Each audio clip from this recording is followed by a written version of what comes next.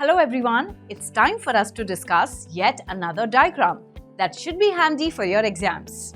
It's yes, you guessed it right, the female reproductive system. Well, you see, these labelings are super important and you must not miss even a single label from this diagram. Starting from ovaries. A biological female has a pair of 2 ovaries. Similarly, oviducts or fallopian tubes are also 2 in number. Oviduct is a thin tube-like structure and its name is also justified. Ovi, relating to ova or egg, and duct literally means a tube. As you see, they are on the 2 opposite sides, say left and right. Then there is a uterus, which opens into the cervix, and this cervix opens into the vagina. Vagina is the place where the sperms are deposited during sexual intercourse.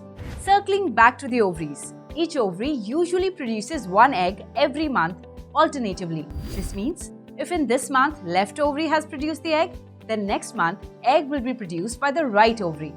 The egg travels from ovary to the fallopian tube. Here it waits for the male gamete, that is the sperm. If the egg is fertilized, then after fertilization, it reaches a bag-like muscular structure called uterus. Uterus prepares itself to receive the fertilized egg by forming an endometrium layer. Let's see the case where the egg is not fertilized. The released egg cannot survive more than 2 to 3 days, and it also cannot reach the uterus all by itself, so it degenerates. Now, this endometrium lining made to nourish possible embryo is also not required. Thus, it passes through cervix and is shed through vagina as blood and mucus by the process known as menstruation.